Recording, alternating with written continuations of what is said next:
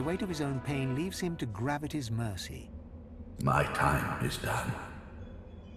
But your source burns so bright I'm all but blinded by it. Be wise and true, Godwoken. I am no hero, but wisdom and truth. These are values I always believed in. Dallis groans in pain. I have failed. The future of all that is rests on your shoulders. Here we stand, once more on the cusp of divinity. But this cup, so long thirsted for, I willfully let it pass from me. All my life has been a lead-up to this, to be the King of Kings, God of Gods. I will not say it was in vain, but I will say it was vanity. If I were to chance upon my throne right now, I would sit down beside it, cast my glance to the horizon, and think of worthier things. I'd think of Sadher, my great love. I'd think of my children, their joyous dance through fiery skies. And of course I'd think of you, of the adventures we had, of our unlikely yet heartfelt friendship. Yes, I'd sit there, thoroughly contented, and wait for you to ascend the throne. I know. A mischievous smile. But I do have to add, likewise. So here we are. The end of it all. Nobody I'd rather see this whole thing through with. I trust you. I trust your judgment. I know you will. I know you. Remember? You're the best damn friend I've ever had. Well then, let's do this. This is it. I can hardly believe it. She casts her gaze around the crypt in awe.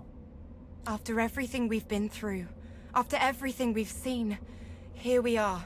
Here I am. And now that I see godhood before me, I know what I have to do.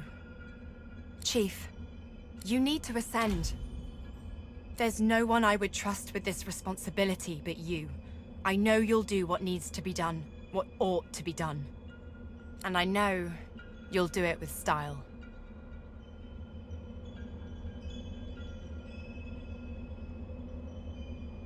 Her eyes flash and sparkle with tears. She quickly wipes them away and feigns kicking you down a road. Back at you, Chief. Always. Now go on, shoo. You've got business to attend to. You think back on your journey here, on all that you have seen and done. You think of the Magisters and the sorcerers they hunted, and of the good and the evil on both sides. You think of how the Eternals came as Voidwoken to reclaim their stolen world. You look at the source around you. The power is immense. Divinity at your fingertips. You think of what you could do with such power. The rights you'd wrong, the wars you'd win. You marvel at your journey and how it has changed you. You think of those you left behind, and of those you met along the way, who stood by you or against you. It's time to choose your fate, and the fate of all you hold dear. What shall it be? Shall you be divine?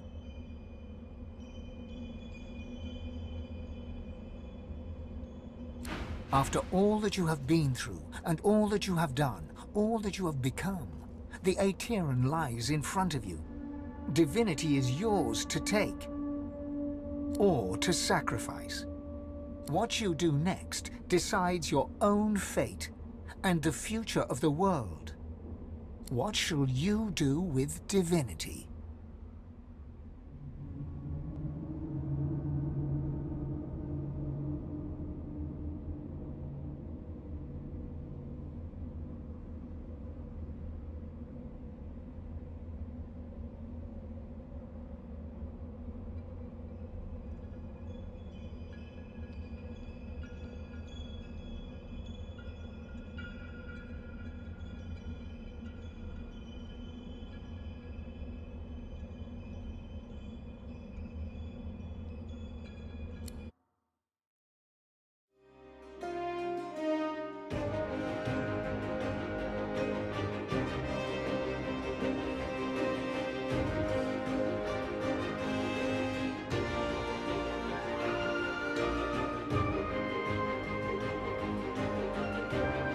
And so it ended.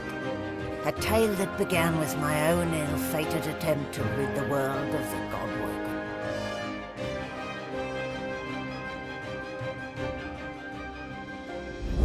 The Eternals reclaimed the world. Dwarves, elves, lizards, and humans all became slaves, ruled over by the Sworn and the Eternals. Relics of the old world remained, but in time they crumbled and fell, like the memories of the peoples who had built them, lost to time like sand in the wind, but not lost to fame. Fame would never forget. This I know, because Fane is now my master. My task? To chronicle the rise and fall of the Godwoken. This was their story. Master, I hope you approve.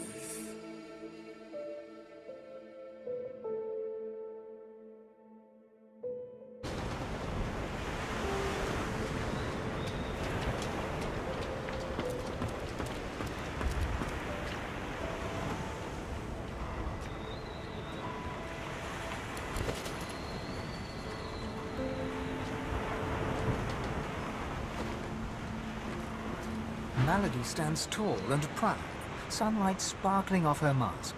From here, she looks almost angelic. Well, here we are again. You, me, and the ship I've saved from ruin for your personal benefit. I'd say you owe me, but why state the obvious? Get an eyeful. I expect it's the last we'll see of each other for some time. It isn't going to be easy cleaning up this mess you've made. It might not even be possible. I don't know how I could have been so wrong about you. I'm never wrong. Why bother being right when you can be a god? You'll see, you little so-and-so. This isn't over. Until we meet again, all the best to you.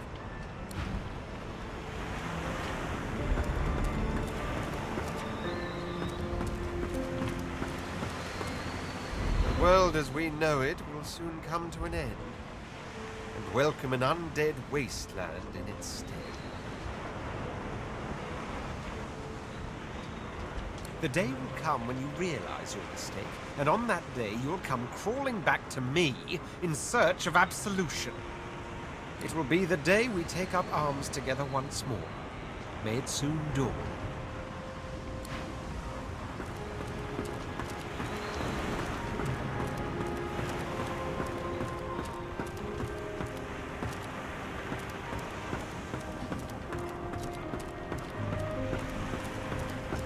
Losa spits at your feet and stares at you with a curled lip.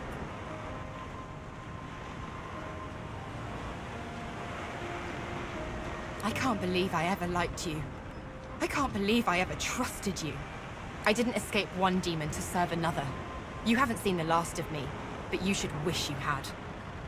As she turns from you, the whites of her eyes darken, the veins in her face go grey, and a wicked smile curls her mouth. Suddenly, it's gone again. She winks, and you're left wondering whether you saw anything at all. See you around. Sabine twirls her needle, her face set in a defiant scowl. Tarquin looks like he's about to unleash a cutting remark for a moment, but he thinks better of it, and offers a slight bow instead.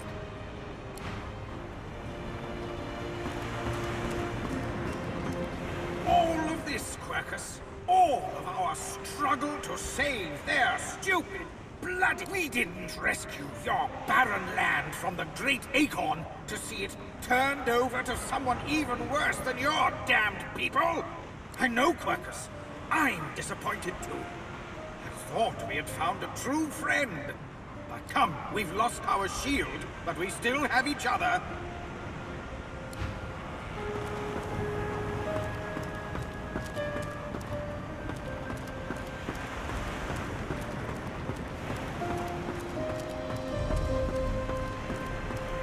If I'd only known what would become of you back when I first laid eyes on you. This is a curious world we live in. Her eyes flick down to your mouth. She smiles coyly, then slinks forward to kiss you. Her mouth meets yours and devours you with predatory abandon. Somewhere in the recesses of your mind, you think you hear her voice sigh, "Mine." But Something to remember me by, darling.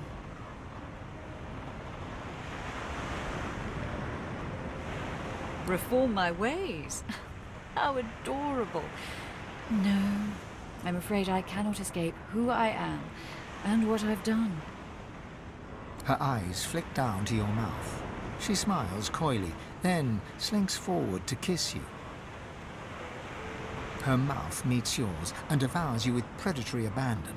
Somewhere in the recesses of your mind, you think you hear her voice sigh, "Mine." But then the kiss ends. Something to remember me by, darling. Who knows? A nice cottage someplace quiet for Mahalia and I. A roaring fire and a feather bed. Maybe. Maybe. But a girl needs some fun, doesn't she?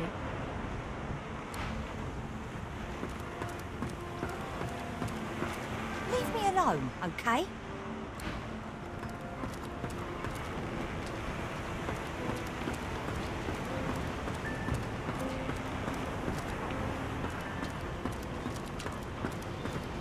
Ah, you.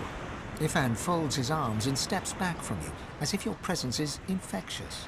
I suppose this is proof I've got really bad taste in friends. After all that we've been through since Fort Joy, after all that, to end up with a tyrant once more, to settle for slavery and corruption over change. He fixes you with a steely gaze, eyes burnished and shining like pebbles of hatred. Your thanks are as hollow as your promises.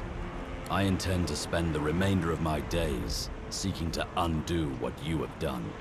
It may not be possible, but when did that ever stop me before? Ifan pauses, as if about to say something else, then shakes his head. With one last nod, he whistles up his soul wolf and lopes off.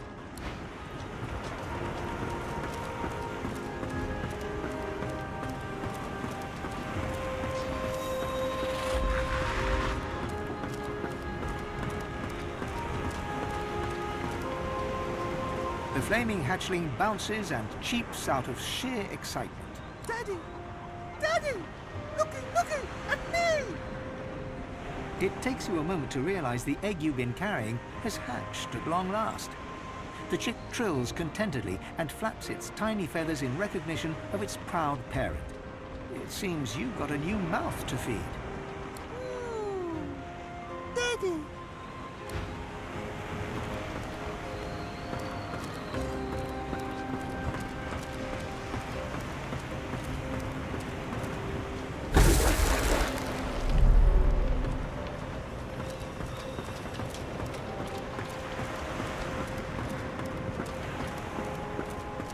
There's nothing interesting down there. The future lies above, not below.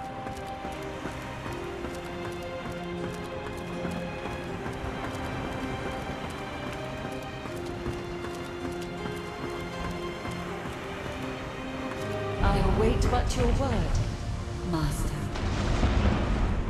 As I was called to be, I am yours to command. My will is of no consequence, even as we sail into darkness. And so, as I must, I say, I am at the ready. You look out to the endless beyond. The sun's light plays upon the waves, but you know it is not to last. The sails flutter in the wind, yet you know they are soon to still. And with a start, you realize where you must go next. You speak the command to the Lady Vengeance, and another chapter begins. And what of you? What of you, Feign the Eternal indeed?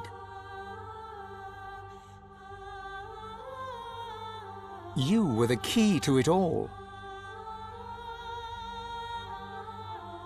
You set right the original wrong.